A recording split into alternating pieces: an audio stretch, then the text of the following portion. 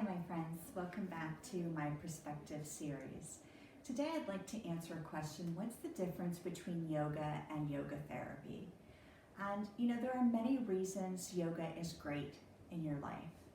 And so no matter what, always choose yoga. There are many physical and mental benefits that are undeniable, that are proven effective, that are evidence informed.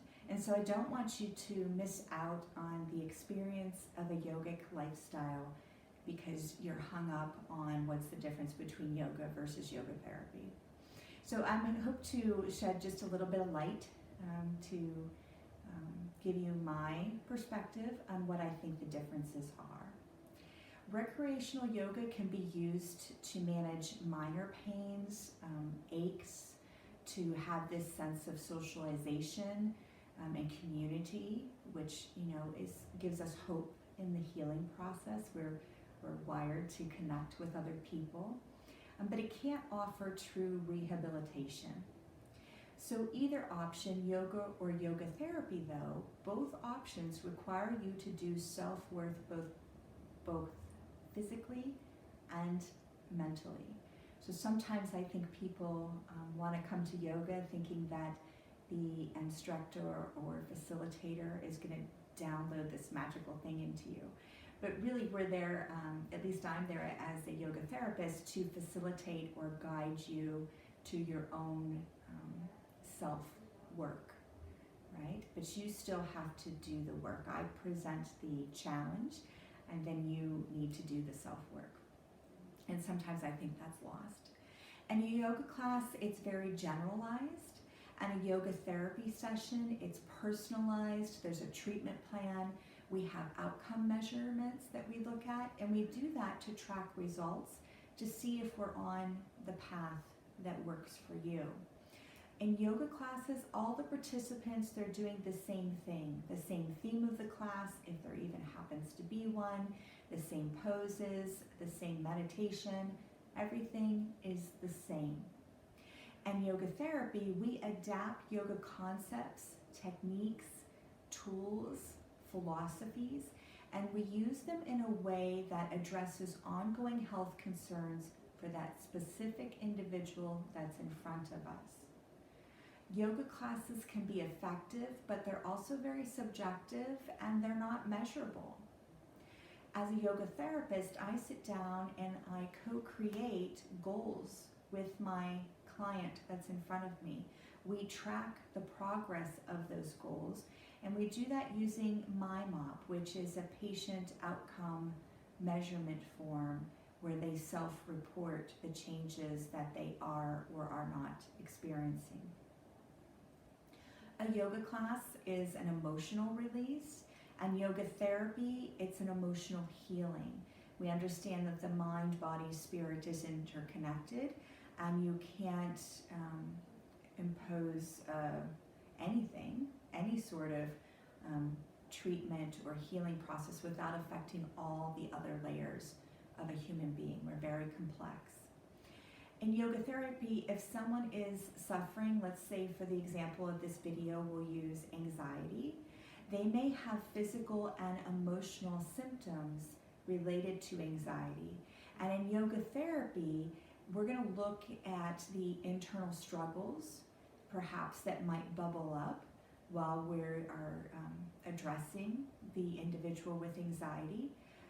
And then we'll look at some treatments or things that could correlate with that. And that's called psychoneuroimmunology, and that's a branch of psychology that studies interaction between the nervous, endocrine, and immune systems. So we're offering relief on a physical level while we're illuminating the psychological root cause that's behind the pain. Yoga therapy uses poses, breath, journaling, somatic movement, meditation, chanting, and that toolbox list goes on and on.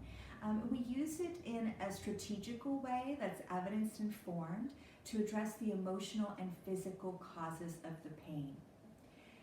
Yoga and yoga therapists are trained very differently. So a recreational yoga teacher has a vast physical knowledge. They have some yoga know-how. They have a minimum of 200 hours of training experience. A yoga therapist has been trained holistically. They have some medical knowledge. They have deep understanding of the Ayurveda healing system, a master's of science in yoga therapy, a clinical rotation where they've been mentored. They have a comprehensive exam. They've done that clinical rotation in a clinical healthcare setting. They've also worked in a private integrative clinic. So lots of differences, and they have a minimum of 800 to 1,000 hours of training, often at a rigor of college level, and have been mentored and received feedback on their performance in both the clinical healthcare setting and an integrative medicine facility. A yoga therapist, though, cannot diagnose, they cannot give medical advice, they cannot prescribe. They have extensive knowledge of anatomy, they have physiology and information, they understand both health and various disease states, and they understand some basic medical terminology. And they also understand some basic protocols for various health conditions. A yoga therapist can be trained to take soap notes. So not only do we keep soap notes on the 5 different areas of the yogic model of healing, the Panchamaya Kosha model, which directly correlates to the biopsychosocial spiritual model. They also can write a yoga assessment and then change that yoga assessment into biomedical language and write an integrative assessment that goes into the electronic medical record of the patient in front of them.